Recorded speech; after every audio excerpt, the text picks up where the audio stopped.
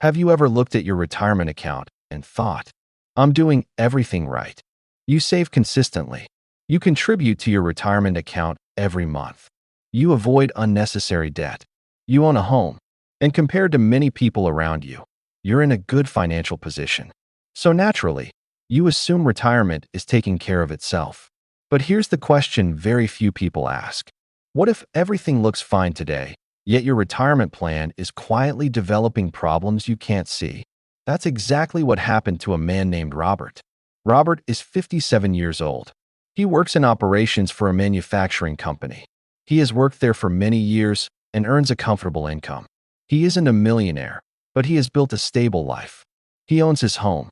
He drives a dependable SUV. Every paycheck, money automatically goes into his 401k. From the outside, Robert looks like someone who has retirement figured out. One afternoon during lunch, we started talking about money. I asked him a simple question. How do you feel about retirement? He smiled and answered, I think I'm on track. I just need a few more years. That answer sounded reasonable. In fact, millions of people would probably give the same response. But after a few moments, Robert said something that completely changed the conversation.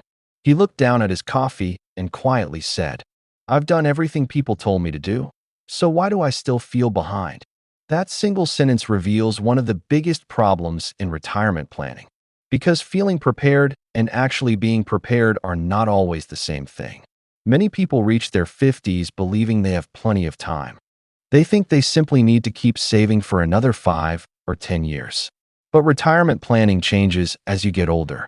The financial decisions that worked well in your 30s and 40s don't always work the same way in your 50s. At this stage of life, small mistakes become much more expensive, not because they're larger mistakes, but because there's less time to recover from them. This video isn't about predicting a market crash. It isn't about convincing you that retirement is impossible. And it certainly isn't about creating fear. It's about understanding something that many investors don't realize until it's almost too late. Your 50s are different. This decade isn't simply another period of saving money.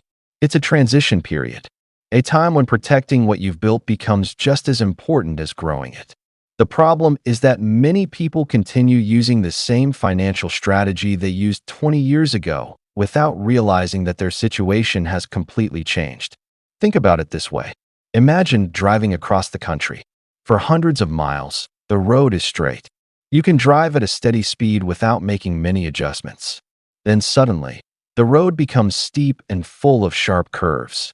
If you continue driving exactly the same way you did before, you're taking much greater risks, even though you're using the same car. Retirement planning works in a similar way. The road changes, but many people don't change their strategy. And that's where problems begin. Over the next few minutes, we're going to look at some of the biggest retirement risks that often go unnoticed. These aren't dramatic mistakes. They are usually small decisions that seem harmless at first, but over time, they slowly reduce financial flexibility. By the end of this video, you'll have a much clearer picture of why many people in their 50s feel financially secure on paper while still falling short of the retirement they imagined. Let's begin by understanding why your 50s are unlike any other decade in your financial life. To understand why retirement planning becomes more difficult in your 50s, you first need to understand that your financial life has different stages. Most people think retirement planning follows one simple path. You get a job, you save money, you invest, then one day you retire. It sounds simple, but in reality, your financial journey has 3 different phases. The first phase is called the accumulation phase. This usually happens during your 20s, 30s, and 40s. During these years, your main goal is to build wealth. You are working, earning an income, investing regularly, and allowing your money to grow over time. You also have one important advantage: time. If the stock market falls, you still have many years to recover. If you make a financial mistake, you often have enough working years left to correct it. Time is on your side. The second phase begins when you reach your 50s. This is called the transition phase. Many people don't realize they've entered this stage because their daily routine hasn't changed. They are still going to work. They are still contributing to their retirement account. Everything feels normal. But financially, everything is different. Now your focus isn't only on growing your money. It's also on protecting what you've already built. Every major financial decision now carries more weight because retirement is no longer several decades away. It's getting closer every year. Finally comes the withdrawal phase. This begins when you retire and start living on the money you've spent years saving. At this point, your investments are no longer just growing. They helping pay your monthly bills. That's why the transition phase is so important. It's the bridge between building wealth and living off that wealth. And if that bridge has weak points, they usually appear during your 50s. Let's look at a simple example. Imagine two investors. Both have saved around $600,000. Both earn similar incomes. Both invest in the same retirement account. On paper, they look almost identical. But their decisions over the next 10 years create completely different outcomes. The first investor continues increasing spending every year.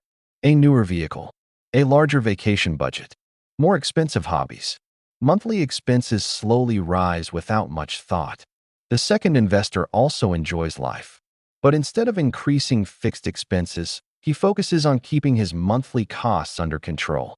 He knows retirement is approaching. So every financial decision is measured against one question. Will this make retirement easier or harder? That's a simple question, but it's one that many people never ask. The biggest mistake people make in their 50s isn't usually a bad investment. It's assuming they have more time than they actually do. Time changes everything. If you're 35 years old and make a financial mistake, you may have another 30 years to recover. If you're 57, your recovery window is much smaller. That doesn't mean it's too late. Far from it. It simply means every decision deserves a little more attention. This is why people who seem financially successful sometimes feel uneasy. Their retirement account may look healthy. Their income may still be strong. But deep down, they realize that every year matters more than it used to. And that's exactly why the next financial decision becomes so important. One purchase, one investment, or one assumption can quietly change the direction of your retirement. One of the best examples of this is something many people call a reward for working hard. But financially, it can become something very different. Part 3. The reward that quietly delays retirement. A few years ago, Robert told me about one of his friends. His name was Mike. Mike had worked hard for decades.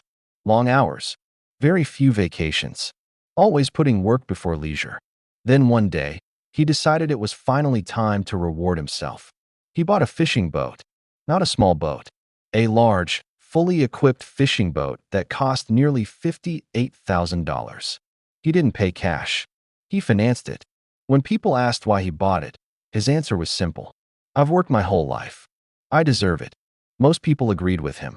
After all, he had spent years working, saving, and supporting his family. Buying something he enjoyed didn't seem unreasonable. And that's what makes this kind of decision so difficult. It doesn't feel like a financial mistake. It feels like a reward. But retirement planning isn't only about what feels right today. It's also about understanding what today's decisions cost tomorrow. The boat payment became part of Mike's monthly budget. Then came insurance, fuel, maintenance, storage fees, repairs, cleaning. Every month, there was another expense. None of them seemed very large on their own. But together, they quietly increased the amount of money leaving his bank account. That's something many people overlook. Large purchases often come with ongoing costs that continue long after the excitement fades. Now imagine making that same purchase at age 35. You still have decades before retirement.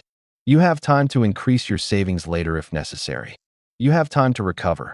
But buying that same boat at 57 is different. Every dollar spent on higher monthly expenses is a dollar that can no longer be invested for retirement. The timing changes everything. Let's look at a simple example. Suppose someone spends an extra $1,000 every month during their 50s. That could be a larger vehicle payment, a vacation property, a luxury hobby, or several smaller lifestyle upgrades combined. Over 1 year, that's $12,000. Over 10 years, that's $120,000. But that's only part of the story.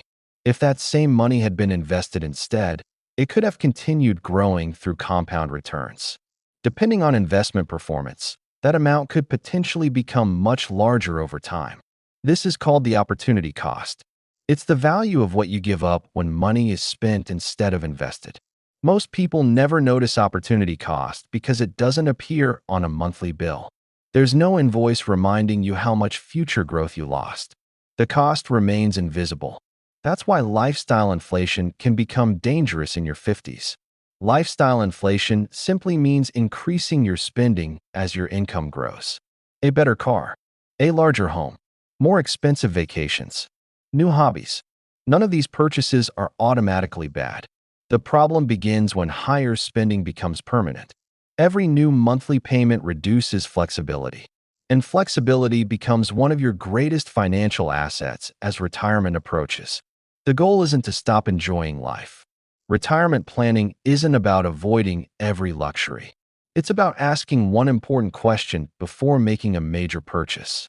Will this improve my future or make it more expensive?